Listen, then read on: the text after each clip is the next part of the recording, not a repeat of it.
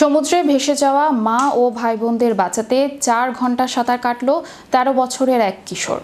পশ্চিম অস্ট্রেলিয়ায় ছুটি কাটাতে গিয়ে পরিবারটি এই ভয়াবহ বিপদে পড়ে।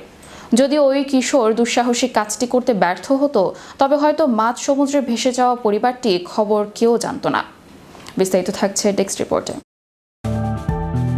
সমুদ্রে ভেসে যাওয়া মা ভাই বোনদের বাঁচাতে 4 ঘন্টা সাঁতার কাটল 13 বছরের এক কিশোর। পশ্চিম অস্ট্রেলিয়ায় ছুটি কাটাতে গিয়ে পরিবারটি এই ভয়াবহ বিপদে পড়ে। যদি ওই কিশোর দুঃসাহসিক কাজটি করতে ব্যর্থ হতো, তবে হয়তো মাঝ সমুদ্রে ভেসে যাওয়া পরিবারটির খবর কেউ জানত না। অস্ট্রেলিয়ার জাতীয় সম্প্রচারকারী এবিসি ও বিবিসির প্রতিবেদনে এই অসাধারণ সাহসিকতার কথা উঠে এসেছে। অ্যাপেলবি পরিবার পার্থ থেকে 200 কিলোমিটার দক্ষিণে জিওগ্রাফ উপসাগরে ছুটি কাটাচ্ছিলেন তারা। শুক্রবার বিকেলে প্রবল বাতাসের কারণে তাদের প্যাডেল বোট এবং কায়াক উপকূল থেকে অনেক দূরে ভেসে যায়। 47 বছর বয়সী জোয়ান অ্যাপেলবি তার 13 বছরের ছেলে অস্টিনকে কায়াক নিয়ে তীরে ফিরে সাহায্যকারী দলকে আনতে বলেন। কিন্তু কায়াকটি পানি ভরে যাওয়ায় অস্টিনকে সমুদ্রে ঝাঁপ দিতে হয়।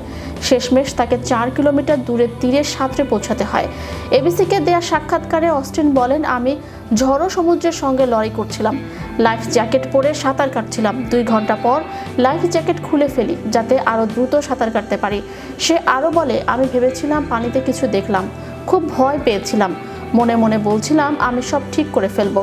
খুব ক্লান্ত ছিলাম, কিন্তু ক্লান্তি অনুভব করতে পারছিলাম না। এক পর্যায়ে থমাস দ্য ট্যাঙ্ক ইঞ্জিনিয়ারের কথা ভাবছিলেন। খারাপ চিন্তা এড়াতে মাথায় শুধু আনন্দের কথা রাখার চেষ্টা করছিলাম।